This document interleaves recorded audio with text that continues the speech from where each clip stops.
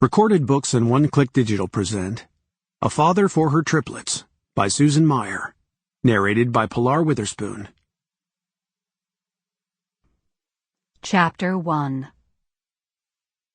The best part of being rich was, of course, the toys.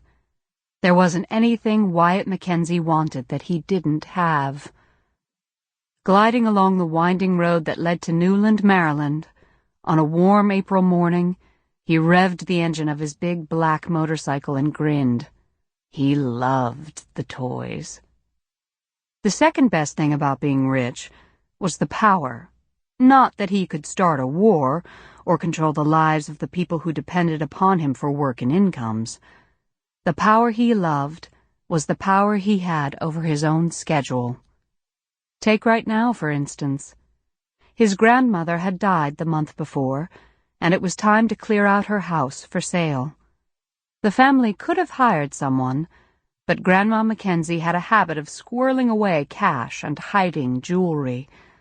When none of her family heirloom jewelry was found in the Florida townhouse, Wyatt's mother believed it was still in her house in Maryland, and Wyatt had volunteered to make the 1,000-mile trip back home to search her house. His mother could have come.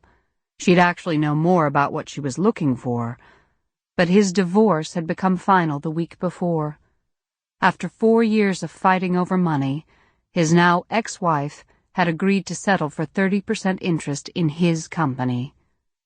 His company. She'd cheated on him, lied to him, tried to undermine his authority, and she got 30% of everything he'd worked for? It wasn't right. But it also hurt. They'd been married for 4 years before the trouble started. He'd thought she was happy.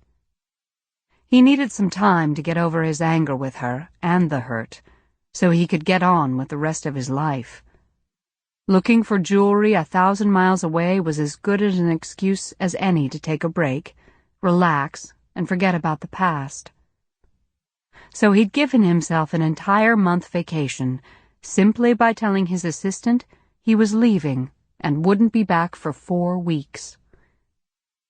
He didn't have to remind Arnie that his Gram had died.